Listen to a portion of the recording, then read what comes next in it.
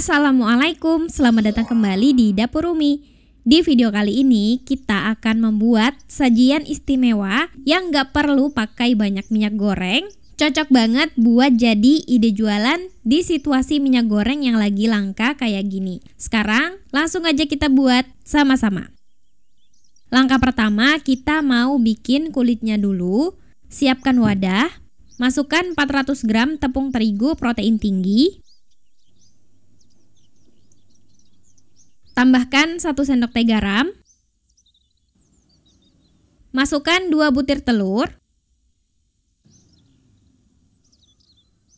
Masukkan 5 sendok makan atau 50 ml minyak goreng. Nah, kalau benar-benar sama sekali nggak ada minyak goreng, teman-teman bisa ganti pakai margarin yang sudah dilelehkan ya. Selanjutnya tuangkan 1000 sampai 1100 ml air. Aduk sampai rata.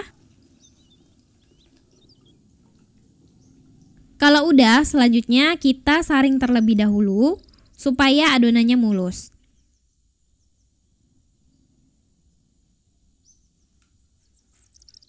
Sisa-sisa tepungnya boleh kalau mau dilarutkan kembali ya. Konsistensi adonan yang kita harapkan seperti ini.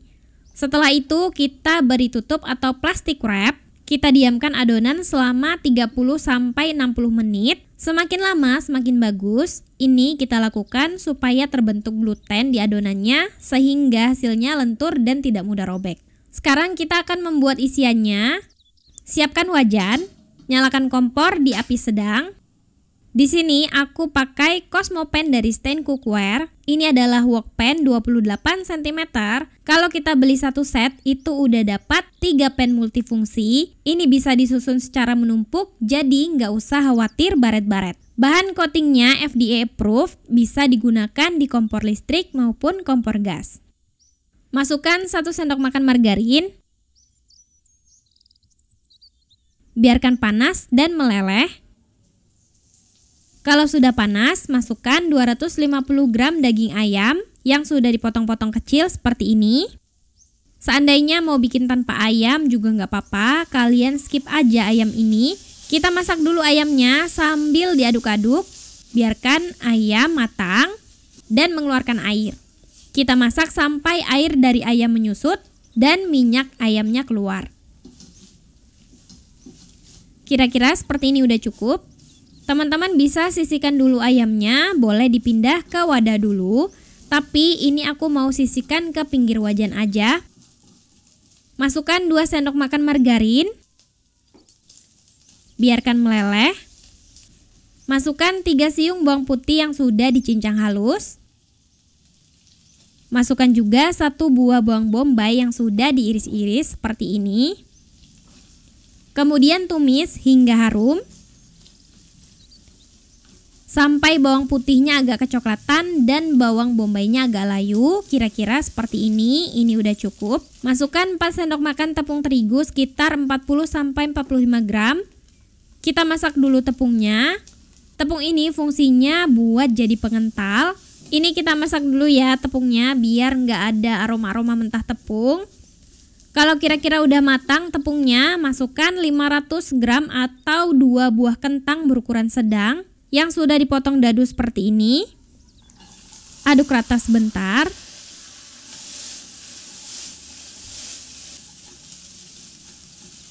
Kemudian masukkan 130 gram wortel atau 1 buah wortel yang juga udah dipotong dadu seperti ini. Masukkan juga 100 gram atau 1 buah jagung yang udah dipipil, tapi ini opsional. Aduk sampai rata. Tuangkan secukupnya air atau sebanyak 400 ml atau sampai kira-kira merendam kentang dan wortel seperti ini. Kita aduk rata dan masak sampai kentang dan wortelnya setengah masak, sampai airnya menyusut. Oh iya, spatula yang aku pakai ini juga dari Stain Cookware ya. Ini adalah maxi spatula dari Stain Cookware, sutil spatula premium, FDA approved, gagang dari kayu akasia asli. Kelenturan silikonnya tuh pas banget, tapi tetap tebal dan kokoh. Cocok untuk panci granit atau marble anti lengket, cocok digunakan untuk memasak banyak atau berat seperti ini. Kalau airnya sudah menyusut, kentang dan wortel juga udah setengah matang, seperti ini. Selanjutnya kita tuangkan susu cair full cream sebanyak 300 ml. Dan di sini kita tambahkan aneka bumbu. Masukkan 2 sendok teh garam, 2 sendok teh kaldu jamur atau kaldu bubuk lainnya.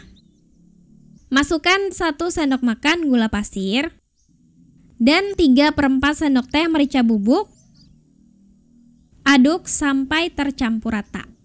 Kalau seandainya kalian mau lebih ekonomis, susunya ini bisa di skip, kalian ganti pakai air dan jumlahnya menyesuaikan. Yang penting hasilnya kental dan sayurannya matang. Jangan lupa masukkan secukupnya daun bawang dan seledri yang sudah diiris-iris seperti ini. Aduk rata. Kita lanjutkan memasak sampai susunya menyusut, lebih kental dan sayurannya matang. Kalau udah kental dan creamy kayak gini, ini udah creamy banget dan kayaknya enak banget. Ini udah cukup, angkat dan pindahkan ke wadah. Kita biarkan suhunya turun terlebih dahulu, baru bisa kita jadikan sebagai isian. Sekarang kita kembali ke adonan kulit. Ini setelah diistirahatkan sekitar 30-60 menit ya, siap untuk dicetak. Untuk mencetak adonannya, aku menggunakan fry pan 20 cm Cosmo Pan Series. Ini udah diolesi sedikit minyak menggunakan tisu dapur. Panaskan pan atau teflon di atas wajan dengan api agak kecil. Tuang adonan ke dalam pan dan ratakan.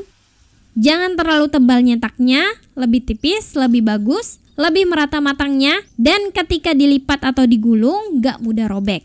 Kita tunggu sampai matang bawahnya, dan di bagian pinggirannya kelihatan terangkat seperti ini. Kalau sudah matang, ini bakalan gampang untuk terlepas dari pan ketika dibalik. Seperti ini ya. Kalau kalian balik dia belum terlepas, jangan dipaksa, itu artinya belum matang. Nanti bisa rawan robek karena masih lembek. Lakukan sampai selesai. Dari satu resep ini kita bisa dapat sekitar 35-40 kulit menyesuaikan dengan ukuran pan yang kalian gunakan. Aku dapat sebanyak 37 pieces. Kulitnya lentur dan lembut, ini nggak mudah sobek ya. Siapkan bahan perekat. Ini adalah campuran secukupnya terigu dan secukupnya air. Dicampur sampai kental seperti ini. Ambil satu adonan kulit, bagian mulus di bawah ya teman-teman, biar hasilnya cantik. Kemudian ambil secukupnya isian ragut. Letakkan di sisi ini. Kita lipat kulit menutupi isian. Sisi samping-sampingnya juga kita lipat. Sampai sini kita beri bahan perekat di ujung untuk merekatkan kulit. Gulung aja, nggak perlu takut robek. Yang penting ini kulitnya udah matang dan nggak ketebalan nyetaknya. Hasil akhirnya jadi seperti ini. Kita lakukan sampai selesai.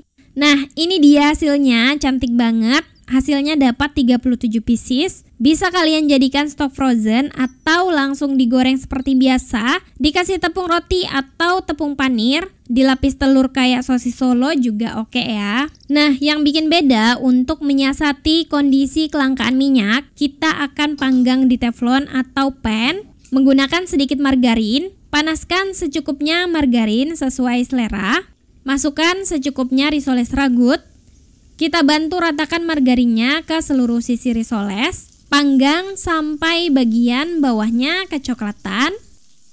Kalau sisi bawahnya udah kecoklatan, balik dan biarkan merata di sisi lainnya. Kalau udah, angkat. Siap untuk disajikan. Dan ini dia, risoles ragut panggang sudah jadi. Ini bisa jadi solusi buat jualan risoles di saat minyak goreng lagi langka kayak gini. Selain itu, yang jual masih belum banyak, bisa dijadikan frozen juga. Cocok buat menu takjil dan kumpul keluarga.